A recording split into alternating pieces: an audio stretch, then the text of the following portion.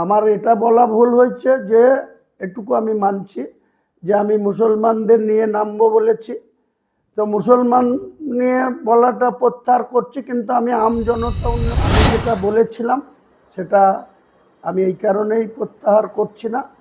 তার দুদিন আগে আমাকে রেজিনগরে বিজেপির জেলা সভাপতি, ওখানকার তৃণমূলের গুন্ডা, মদখোর, হিরোইনখোর, গাঁজাখোর তাদেরকে ডেকে নিয়ে গিয়ে যেখানে মসজিদ হচ্ছে সেই মসজিদের ঠিক অপোজিটে সেখানে তাদেরকে সঙ্গে নিয়ে যে ধরনের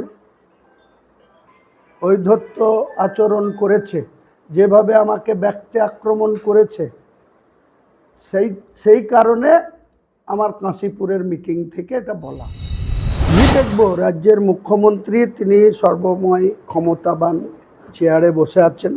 তিনি তো নিজেই দাম্ভিকতার সাথে বলেছেন যে আমি মমতা ব্যানার্জি নাকি দুর্বল মুখ্যমন্ত্রী ছিল, যে দুর্বল মুখ্যমন্ত্রী তেনাকে 4.5 বছরে কোনো মিটিং মিছিল করতে দেয়নি, তার জন্য তাকে হাইকোর্টে যেতে হয়েছে। তিনি নিজেই বলেছেন 101টা মিটিং করতে গিয়ে 101 বার তাকে হাইকোর্টের পারমিশন নিয়ে করতে হয়েছে।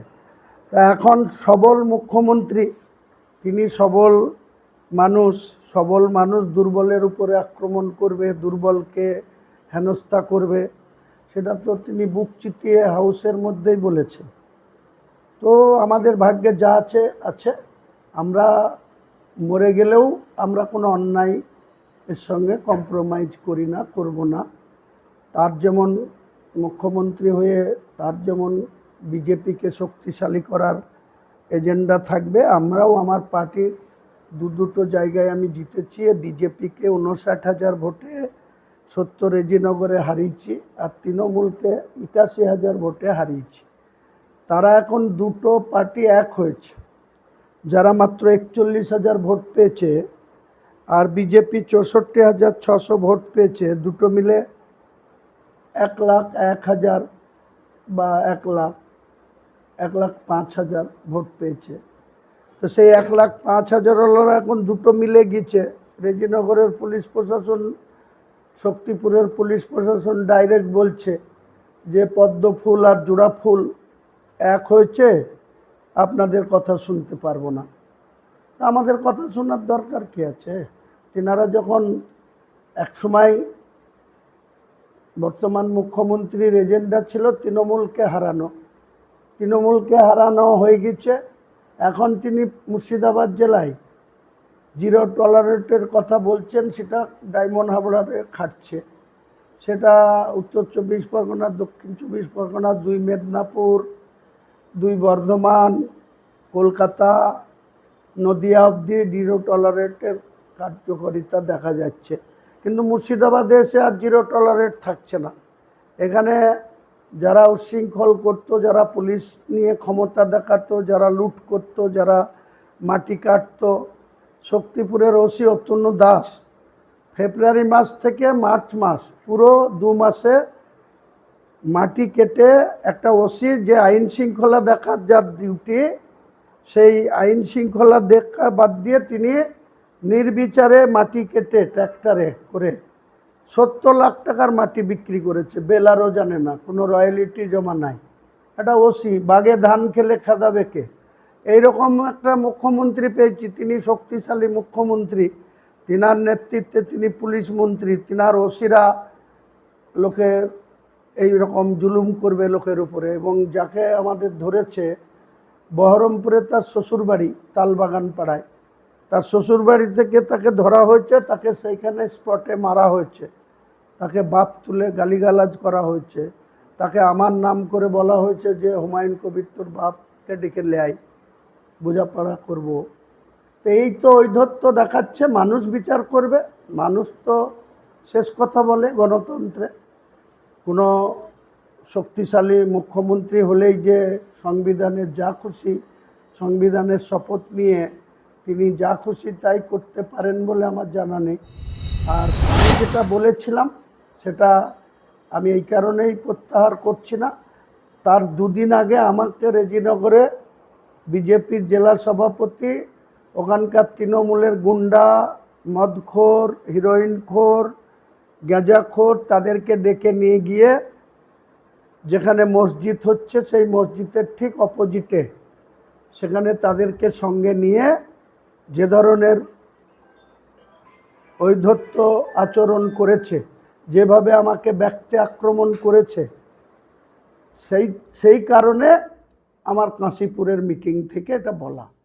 আমার এটা বলা ভুল হয়েছে যে এটুকু আমি মানছি যে আমি মুসলমানদের নিয়ে নামবো বলেছি, তো মুসলমান নিয়ে বলাটা প্রত্যাহার করছি, কিন্তু আমি আম জনতা উন্নয়ন পার্টির 2 লক্ষর উপর ভোট পেয়েছি আমি একা 2টো সিটে। আর আমার বেলডাঙ্গার প্রার্থী সেও 47,000 ভোট পেয়েছে, হরিয়ারপাড়ার প্রার্থী সেও 68,000 ভোট পেয়েছে। আগামী দিনে আমরা এমনি এমনি কারো দয়াতে এই ভোট পাইনি। রেজিনগর, নওদা, বেলডাঙ্গা, হরিয়ারপাড়ার মানুষের সমর্থনে আমাদের প্রার্থীরা বা আমরা 2টো সিটে জিতেছি, বাকিরা কেউ 5,000 কেউ 10,000 ভোটে হেরেছে। তো আগামী দিনে আমরা রাজনীতি করতে গিয়ে যদি আমাদেরকে দমন নীতি নিয়ে যদি যে তৃণমূলকে খারাপ বলছিল বিজেপি, সেই তৃণমূলকে মুর্শিদাবাদে এখন বকলমে এনডিএর হাত শক্তিশালী করতে আবু তাহের খান, খলিলুর রহমানরা আর ইউসুফ পাঠানরা বিজেপির কেন্দ্রীয় নেতৃত্বের বাড়ি গিয়ে মিটিং করছে, তা আমাকে সাপোর্ট দেবে? তাদের মুখ্যমন্ত্রী তো এখানে তাদেরকেই সাপোর্ট দেবে, তাদেরকেই সাপোর্ট দিচ্ছে। দেখ, আমরা আইনের মাধ্যমে, জুডিশিয়ালের মাধ্যমে আইনগতভাবে তার মোকাবেলা করব, লড়ব। কী বলবো, নোটিশ দিয়েছে, 3 তারিখে ডেকেছে শক্তিপুর থানা, 4 তারিখে ডেকেছে রেজিনগর থানা, 3 তারিখ আসতে দিন। আজকে তো 30 তারিখ, 3 তারিখ আসুক, তখন কি করব তার প্রশ্নের উত্তর দেব। আরে বাবা, রাজশক্তি যদি কেউ মনে করে কাউকে দুর্বল লোকের উপরে আঘাত করব, তা দুর্বল লোকের তো কিছু করার থাকে না। আমরা সদ্য 4 মাস 5 মাস বয়স একটা পার্টি তৈরি করেছি। এখানে 141 বছরের পার্টি আছে ন্যাশনাল কংগ্রেস, তারা এখানে কোনো গুরুত্ব পাচ্ছে না। যে তৃণমূল 15 বছর এখানে রাজত্ব করলো, সেই তৃণমূল আবার পিছন দরজা দিয়ে আবু তাহের খান, ইউসুফ পাঠান, খলিলুর রহমানরা কেন্দ্রীয় মন্ত্রীদের বাড়িতে গিয়ে বসে থাকছে। তাহলে তাদের সাপোর্ট করবে না, তা আমাকে সাপোর্ট করবে? এটা তো সহজ অঙ্ক। এসবের মোকাবেলা করেই আমরা রাজনীতি করব, অসুবিধা কি? নিশ্চয়ই আগে জুডিশিয়াল দিয়ে দেখি, তারপরে যা করার করব। অত এক্ষুনি কিছু বলছি না, সময় আসলে নিশ্চয়। আমরা ঘরে বসে থাকার লোক না, কারো কাছে আত্মসমর্পণ করে বেঁচে থাকার কোনো প্রয়োজন আছে বলে মনে করি না। লড়াইয়ের জীবন, লড়াই করে বেঁচে আছি, লড়াই করে বেঁচে থাকব। আল্লাহর উপরে আস্থা আছে, ভক্তি আছে, শ্রদ্ধা আছে, বিশ্বাস আছে।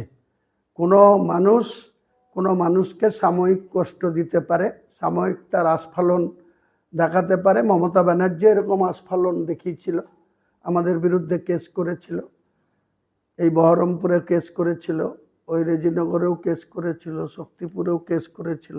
আমরা সেসবের মোকাবেলা করেই বেঁচেছিলাম।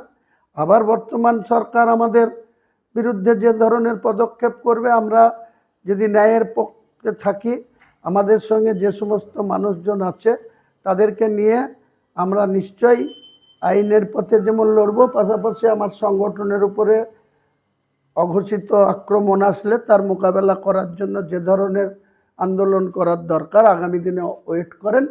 আমরা পিছু হটার পাত্র নই, পিছু হটব না।